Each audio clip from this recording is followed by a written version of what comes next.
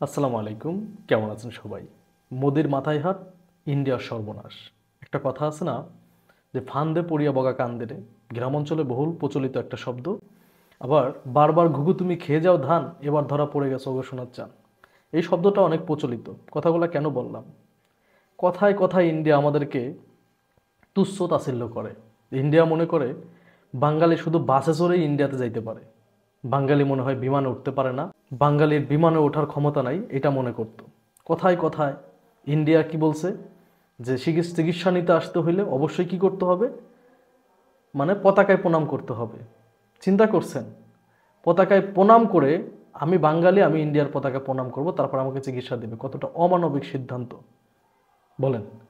একটা মানুষ চিকিৎসার জন্য যখন যায়, তাকে যদি আপনি এই ধরনের পরীক্ষা নেন, তাহলে কি হবে? এই কাজটা সম্পূর্ণ অমানবিক, যে কাজটা ইন্ডিয়া করছে। তো এখন বাঙালি তো ভাই বাঙালিটা কি আপনি থামাইতে পারবেন? বাঙালির আত্মা সম্বন্ধে ধারণা আছে? হ্যাঁ, বাঙালি হয়তো টাকার চিন্তা করে না, বাঙালি চিন্তা করতেছে যে কিরে, এই মেসেজটা বাঙালির অলরেডি পেয়ে গেছে। বাঙালি চিন্তা থাইল্যান্ডে 2 থেকে 3 হাজার টাকা কমে, মানে একজন গেছে, উনি সাক্ষাৎকার দিচ্ছে যে ইন্ডিয়াতে গিয়ে যে খরচ হইতো চেন্নাইতে, তার থেকে 2-3 হাজার টাকা কম খরচ হয়েছে তার থাইল্যান্ডে গিয়ে চিকিৎসা নিতে। চিন্তা করছেন, সেম খরচে থাইল্যান্ডে চিকিৎসা নিতে পারতেছে, আর থাইল্যান্ডের চিকিৎসা অনেক উন্নত মানের। চিন্তা করতে পারছেন? সেই ক্ষেত্রে ইন্ডিয়াতে না গিয়ে এখন মানুষ থাইল্যান্ডের দিকে ঝুঁকতেছে। আমরা বলছি না যে কারোর জন্য কেউ বসে থাকে না, ইন্ডিয়া বন্ধ করলে একটা না একটা ওয়ে তৈরি হয়ে যাবে, সেটাই তো হয়েছে। এখন থাইল্যান্ডে না গিয়ে, মানে ইন্ডিয়াতে না গিয়ে এখন থাইল্যান্ডে যাচ্ছে। অলরেডি চিকিৎসার জন্য যাচ্ছে অনেকেই, মানে শেখ হাসিনা পালানোর পর থেকে 5 তারিখের পর থেকে মানুষ থাইল্যান্ডে, তারপরে হচ্ছে ভিজিটে যাচ্ছে, চিকিৎসা বিষয়ে যাচ্ছে, সবভাবে যাচ্ছে।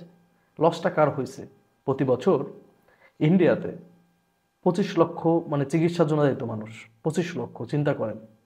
একটা দুইটা মানুষ না কিন্তু। একটু হিসাব মিলাই নেবেন যে মেবি 500 মিলিয়নের উপরে, $500 মিলিয়ন আপনার ইন্ডিয়াকে দিয়ে আসতো প্রতি বছর বাঙালি চিকিৎসা হয়ে। আমরা এত বড় একটা অ্যামাউন্ট আপনাদেরকে দিয়ে আসতেছি, আপনারা আমাদেরকে বিন্দুমাত্র রেসপেক্ট করবেন না, আমাদেরকে চিকিৎসা দিবেন না, ওইটা করবেন না, সেটা করবেন না। আপনার কাস্টমারের প্রতি কোনো রেসপেক্ট নাই। ওই যে একটা কথা বলছিলাম না, কাস্টমার অলওয়েজ রাইট।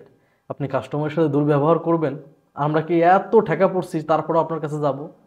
আপনি একটা রেস্টুরেন্টের ব্যবসায়ীর কাছে জানতো, এক রেস্টুরেন্ট যদি, একজন রেস্টুরেন্টের কর্মচারী যদি একজন লোকের সাথে খারাপ ব্যবহার করে, বলে যে দূর, ওইখানে যাব না, সে একজন কাস্টমার কিন্তু 10জন কাস্টমার নষ্ট করে। কি বলে?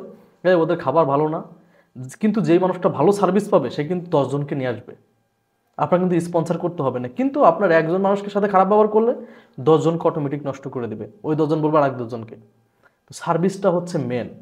সেই ক্ষেত্রে আমরা চাইতাম আপনার দেশে চিকিৎসা হইতে, যে আমাদের দেশে চিকিৎসা ব্যবস্থা ভালো না, আপনাদের কথায় আপনারা দুর্ব্যবহার করছেন। আমরা ঘুরতে যাইতাম, সেখানেও দুর্ব্যবহার। আপনারা মনে করছেন ভিসা বন্ধ করে দিচ্ছেন, পতাকায় প্রণাম করতে হবে, এইসব সিদ্ধান্ত নিলে বাঙালি না খেয়ে মরবে, মানে চিকিৎসা অভাবে মরে যাবে বাঙালি, এই কথা মনে করছিলেন? না, বাঙালি চিকিৎসা অভাবে মরে নাই। বাঙালি আপনাদের থেকে আরো ভালো কান্ট্রিতে, যেখানে ঘোরাফেরাও ভালো, থাইল্যান্ডে যাচ্ছে এখন। অলরেডি থাইল্যান্ডে মানে ভিড় পড়ে গেছে বাঙালিদের। ইন্ডিয়াতে যাচ্ছে না, থাইল্যান্ডে যাচ্ছে। আমরা তো টাকার চিন্তা করি না। যারা 1 লাখ কামে ওরা চিন্তা করে 80,000 খরচ করে, মানে 1 লাখ খরচ করার 20,000 টাকা ঋণ হয় বাঙালি। আমরা এমন মানুষ। তো আমাদেরকে ওই ভিসা বন্ধের ভয় দেখায় লাভ নাই। দিন শেষে লসটা কিন্তু দাদা তোমারই হয়েছে, বাসটা তোমরাই খাইছো, আমারও কিছু হয় নাই।